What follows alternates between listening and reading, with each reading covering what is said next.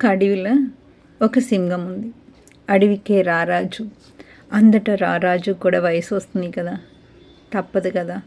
రోజులు గడిచేసరికి రాజు ఎక్కడ తిరగలేక ఏం చేయలేక ఒక మూల ఉండిపోవాల్సి వస్తుంది బలహీనం వల్ల.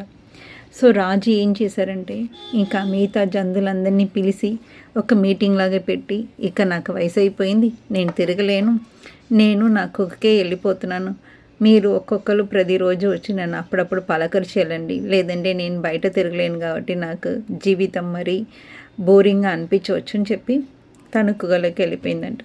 సో ఈ వెళ్ళిపోయిన తర్వాత జనాలతో ఆల్రెడీ మిగతా అడవి జంతువులతో అందరూ చెప్పింది కదా. సో రోజుకు ఓ జంతువులు లోపలికి వెళ్ళి రాజుని పలకరించినది తిరిగి రాలేదు.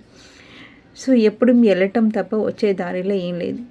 ఇది నక్క చూసింది. వెళ్ళినప్పుడంతా ప్రతి జంతువుల పాదం ఉంది కనపడింది, ఫుట్ ప్రింట్ కనపడింది, వెనక వచ్చిన ఫుట్ ప్రింట్ ఏం కనపడలేదు.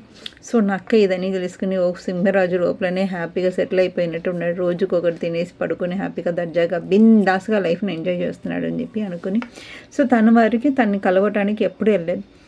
ఇది తెలియకుండా అడవిలో ఉన్న జంతువులని అనిందంట, ఏదైనా ఈ చిందర మరి నక్కకి చాలా ఇది ఎక్కువ. అసలు రాజు బతిమలాడి బయటకు వచ్చి చెప్పి నేను వయసు అయిపోయింది ఇక బయటకు రాలేను అనుకున్న చెప్పిన తర్వాత కూడా ఈ నక్క ఒక్కసారి కూడా వెళ్ళి కలవలేదు ఏంటి అని చెప్పి నక్క మీద చాలా నిందలు పెట్టిందంట. అయినా నక్క వెళ్ళలేదు. కానీ వెళ్ళి వచ్చిన జంతువులన్నీ చచ్చిపోయిందంట. లైఫ్లో ఎప్పుడు అవతల వాళ్ళు ఏమనుకున్నాడు ఏంటో అని చెప్పి మనకు అనవసరం. మన సేఫ్గా ఉన్నామా లేదని చూసుకోవాలి. మీరు సేఫ్ కాదని చెప్పినా కూడా అవతల వాడు నమ్మే పరిస్థితుల్లో లేనప్పుడు మీకు చెప్పినా కూడా ఇది ఇంకా ఎక్కువ డేంజర్ అవుతుంది. So be safe at your own place.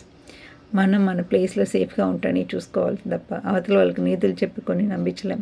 నక్క వీళ్ళందరినీ చెప్తున్నారని చెప్పి రాజు దగ్గరికి వెళ్ళిపోయి ఉంటే నక్క బతికి ఉన్నది కాదు. సో ఈ బాల మనం బతికి ఉండడమే మనకు చాలా ఇంపార్టెంట్ కదా, అవతల వాళ్ళ కన్సర్న్ కాదు.